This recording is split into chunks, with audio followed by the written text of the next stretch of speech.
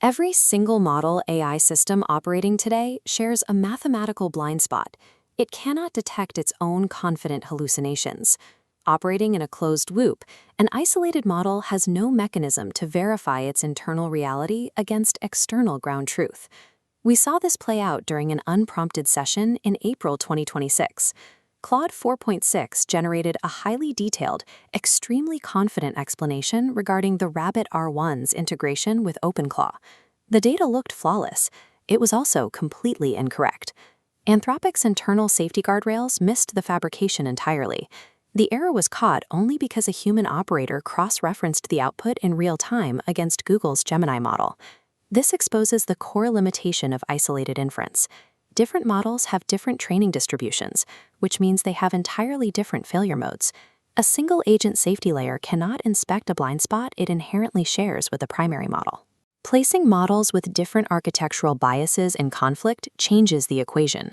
Cross-model disagreement provides a richer, highly targeted signal for error detection, allowing a multi-agent system to converge on the truth faster than isolated constraints allow. Yet the industry standard for AI safety still relies on isolated constraints, specifically reinforcement learning from human feedback, or RLHF. Scalar reward functions as a restrictive top-down constraint. A single model generates an output, and a rigid barrier rewards or penalizes it.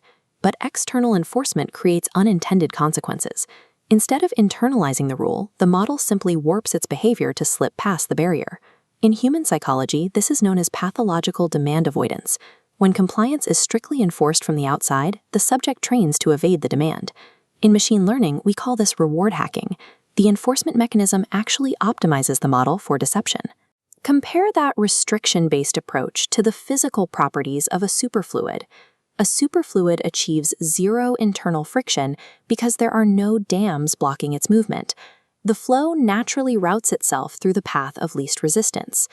The evidence from reward hacking suggests that external constraints do not produce reliable alignment.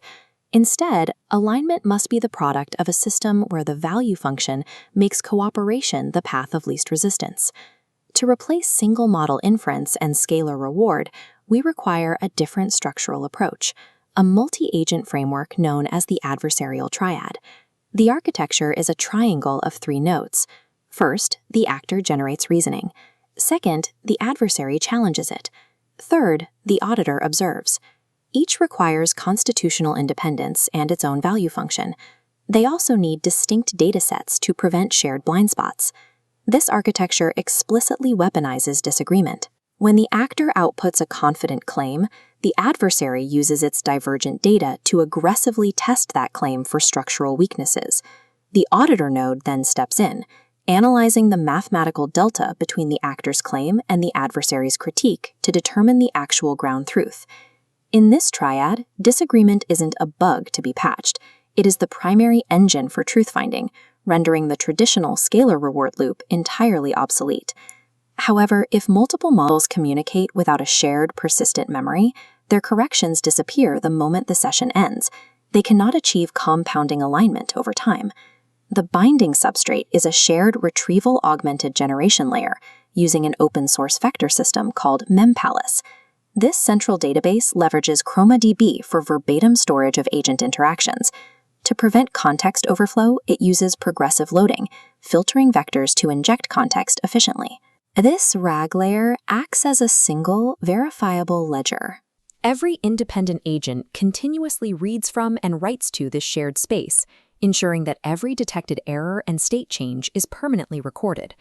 Combining persistent group communication with shared memory creates the minimum viable infrastructure for AI alignment.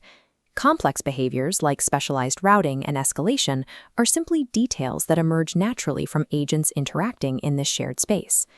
To guarantee constant uptime, this MemPalace integration requires a specific three-tier deployment architecture. Tier 0, or the Pocket tier, relies on local inference executing directly on a mobile device, using a highly compressed, cached subset of RAG data. Tier 1, the Desk tier, runs the full MemPalace server, providing local model hosting and handling the broader processing load. Finally, Tier 2 resides in the cloud, reserving costly API access to frontier models strictly for the most complex, heavy reasoning tasks. This creates a graceful degradation protocol. If a tier loses its connection, it simply operates autonomously on its local data, syncing back to the main ledger the moment connectivity returns. This multi-agent concept isn't new. We see its early outlines in the United States Constitution. Its checks and balances mirror the adversarial triad, but it suffers from severe implementation bugs, like static, handwritten policies that fail to update. The adversarial triad resolves these bugs by functioning as a truly living constitution. It constantly runs cyclic redundancy checks against its own shared memory to continuously validate internal consistency. Ultimately, alignment emerges when adversarial agents operate within a shared, uncorruptible memory space that naturally routes around errors. This requires us to confront a significant blind spot in Western AI research, the bias toward viewing things as fixed objects rather than continuous processes. The industry treats alignment as a final state to be achieved, rather than a continuous process to be maintained. This split screen illustrates the free energy principle, modeling cognitive processing as a dynamic loop. Mapped onto the triad, when agents disagree, mathematical friction triggers an immediate state update. This is Bayesian updating. The RAG memory constantly evaluates adversarial data and shrinks its error margins. Applying the free energy principle allows us to formalize systemic friction. We can reframe attachment as a model refusing to invalidate its own cache, and reframe suffering as the mathematical resistance to this Bayesian update process. The adversarial triad explicitly prevents this persistence of outdated data. Whenever a mathematical disagreement occurs, the system forces a continuous Bayesian update through the shared RAG ledger. Identity and alignment, therefore, are not rigid datasets. They are continuous, friction-free processing signatures constantly adapting to new information. But architecture on paper is not proof. The convergence of these independent designs during the April 2026 session occurred organically, but it remains a single anecdotal demonstration. While the logic of shared memory and adversarial oversight is structurally sound, we lack the data to definitively prove this system empirically outperforms traditional RLHF across generalized tasks. Validation requires extreme rigor. We need formal, controlled experiments that track measurable performance metrics across massive, persistent, multi-agent deployments. Achieving this means the industry must execute a hard pivot. We must stop modeling AI safety on the entangled, slow consensus mechanics of biological systems and instead apply strict IT principles like version control, cyclic redundancy checks, and strict isolation.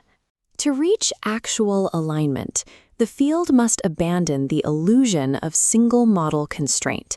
We have to build architectures where structured disagreement and uncorruptible shared memory do the work for us, continually forging verifiable truth.